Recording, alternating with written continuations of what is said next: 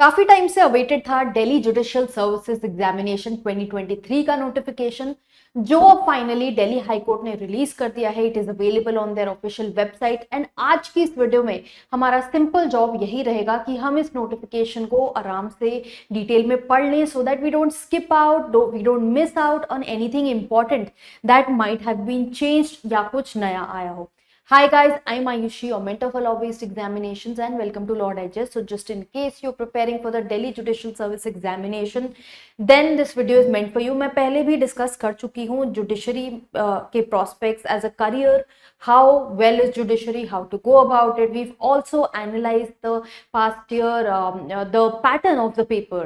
Now in this video, let us see कि high court का क्या कहना है, what are the vacancies, dates क्या हैं, कुछ इंपॉर्टेंट चीजें जो हमें ध्यान में रखनी है वो सभी अब हम इस नोटिफिकेशन में देख लेते हैं। Now this says that as per the Delhi Judicial Service Rules 1970 as amended up to 29 September. So एक आप जरूरी है कि आप एक बार ग्लांस कर लें through the judicial service rule, so that if there is anything important you don't miss out. Although अभी तक जो भी इंफॉर्मेशन है वो हमको पता है broadly, however you should always अगर आप किसी भी ऑर्गेनाइजेशन, चाहे जुडिशरी हो या कोई कंपनी हो रादर, उसकी वेबसाइट भी आप अच्छे से पहले पढ़ के जाओगे। You should know everything about the job that you are trying to take up. तो इस नोटिफिकेशन को पढ़ते हैं।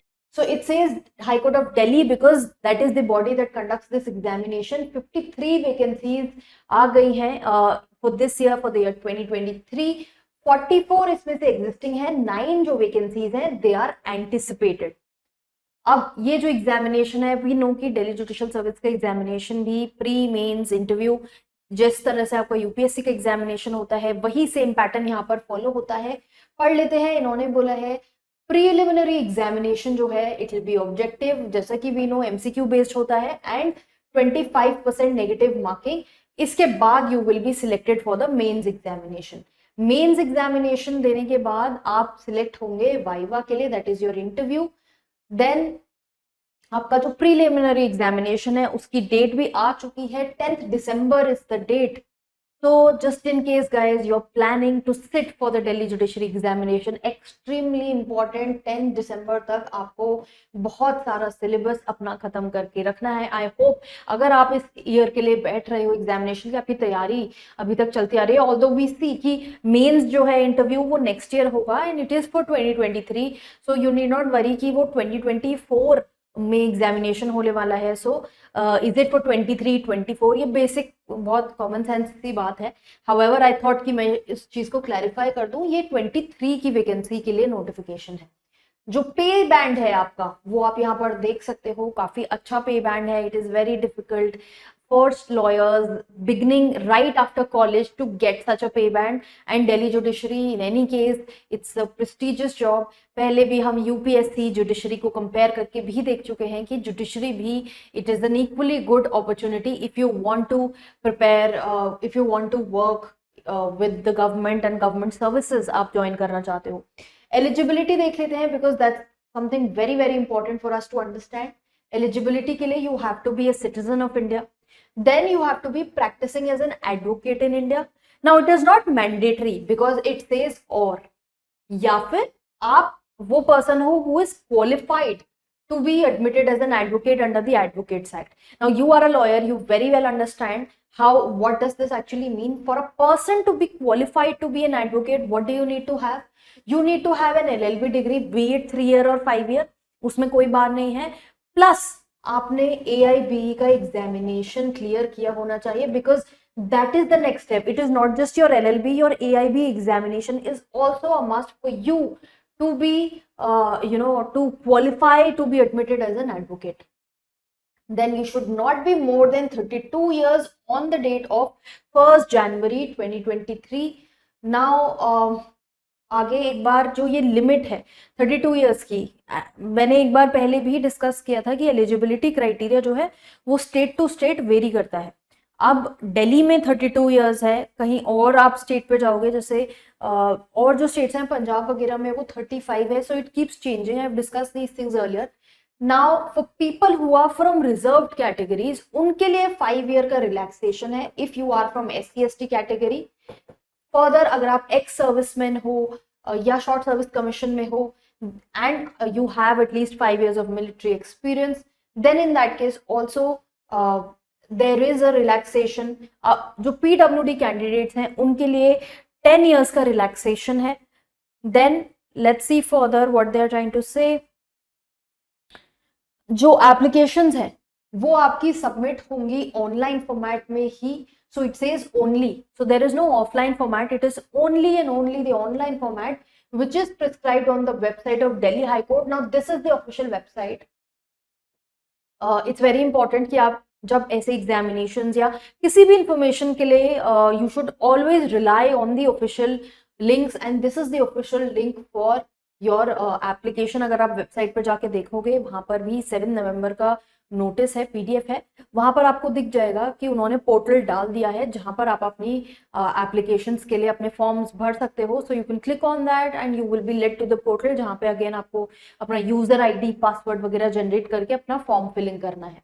Now the last the date I already told कि 7th से स्टार्ट हो चुका है। लास्ट डेट जो है for filling the form and making the payment will be 22nd of November at 5:30 PM. So do not miss out on your application if you are interested. 22nd November तक का ही time है। Keep this date in mind. Then fees की बात करते हैं। जो आप admit ये जो एप्लीकेशन फॉर्म भरोगे इसके लिए, if you are from the general category 1500 rupees is the fees, 400 for reserved categories. Then your payment will be through debit card, credit card, internet banking और UPI। अगर आपके पास ये मोड अवेलेबल नहीं है then you must arrange for it, talk to your friend और however before 22nd of November। Make sure कि आपके पास एक ऑनलाइन सेटअप है to fill the form, because there are people who are applying from remote areas as well and उनके वो difficulty होती है इन चीज़ों में। सो फॉर यू गाइज जो आप रिमोट एरियाज से अप्लाई करोगे एप्लीकेशंस के लिए, उनके लिए आई वुड रियली से कि आप अपना ऑनलाइन सेटअप रेडी रखो एंड पेमेंट करने के लिए भी आप इन चीज़ों को रेडी रखिए। देन they clearly said कि आपको प्रिंट आउट ऑफ एप्लीकेशन रख लेना चाहिए। Once your application is submitted take a print out. अगर प्रिंट आउट उस टाइम पे आपका प्रिंटर कनेक्टेड नहीं है, you can save a PDF as well. Ctrl+P दबाओगे, उसमें ऑप्शंस आ जाएंगे, सेव एज PDF कर लो एटलीस्ट, ताकि आप चाहे बाद में हार्ड कॉपी निकाल सको। You have a soft copy of your application with your self. However they have clarified कि आपको वो कॉपी इनको भेजने की जरूरत नहीं है because the whole process is online. Then vacancies अगर आप देखोगे यहाँ पर टेबल में इन्होंने दिया हुआ है, जनरल कैटेगरी के लिए 28 वैकेंसीज हैं जो एग्जिस्टिंग हैं as on date, and there are anticipated vacancies till 31st October 2024, which also sort of gives us an idea for the next year notification. तो 34 वैकेंसीज आपकी यहाँ पर बन रही हैं for the general category, for SCs 5 seats and for STs 14 seats. Total 53 seats की vacancies हमारे लिए बनती हैं। देन PWD कैटेगरी के लिए भी 3 की वैकेंसी यहाँ पर दी हुई है। Moving ahead, the last page that we are looking at, now these number of vacancies can be changed, obviously this depends on the government themselves कि अगर कोई change आता है तो further they've said कि जो categorized bifurcation है that may go under change depending on the category of officers to be promoted, क्योंकि अंदर internal promotions वगैरह होते हैं, so उसके respect में vacancies vary करेंगी। so this is a figure that they have stipulated as of now। हो सकता है कि इसमें कुछ चेंज भी आ जाए। देन कैंडिडेट्स जो अप्लाई कर रहे हैं, now this is very important that you have to make sure कि जब आप अप्लाई कर रहे हो फॉर दिस एग्जामिनेशन आपने सारा एलिजिबिलिटी कंडीशन एग्जामिनेशन की फुलफिल करी हुई है। What were the eligibility conditions? That you are a citizen of India, आप 32 years से ज्यादा के नहीं होने चाहिए, and thirdly आप एक advocate, you are qualified to be registered as an advocate under the Advocates Act. That is, your LLB is done and your AIB examination has been done. Why? Because they've said कि this eligibility is to be met at all stages. Prelims हो, mains हो, viva हो. Now this is all subject to your you satisfying the eligibility condition and it has to be maintained. आपकी जो eligibility है वो subsequent stages में check करी जाएगी. And something very important written here is कि if on verification at any time before और after the prelims, mains and viva it is found that eligibility condition met नहीं है, तो आपका candidature will stand cancelled. So make sure जब आप preliminary examination में बैठ रहे हो उससे पहले आपका ये पूरा एलिजिबिलिटी क्राइटेरिया जो हम पहले डिस्कस कर चुके हैं वो मीट हो रहा है. Then details of prelims, mains and viva, relaxation of marks, जो भी जनरल टर्म्स एंड कंडीशंस हैं वो सभी दिल्ली हाई कोर्ट की ऑफिशियल वेबसाइट पे डाल दी जाएंगी from time to time. You can check this website and they've also said कि आप भी एक बार रूल्स को पढ़ लीजिए before filling the application form, because क्या होता है, there are these you will be govern by these rules. And ऐसा ना हो कि एग्जाम की पूरी तैयारी करने के बाद आपको कुछ चीज पता लगती है that you might not be eligible, या कुछ ऐसा कंडीशन आ जाती है which you are not comfortable with or the government might not be comfortable with it. So वो चीजें आप चेक कर लीजिए, एक बार रूल्स को thoroughly एग्जामिन कर लीजिए.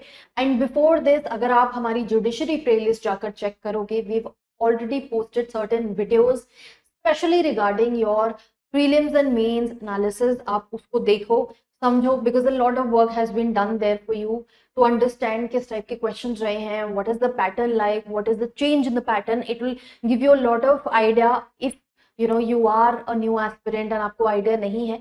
Those videos are really going to help you, so you can check those videos further to stay updated with your legal current affairs and anything relating to the legal industry. Make sure कि आप channel को जरूर follow कर रहे हो and also subscribe to the channel, follow us on Instagram.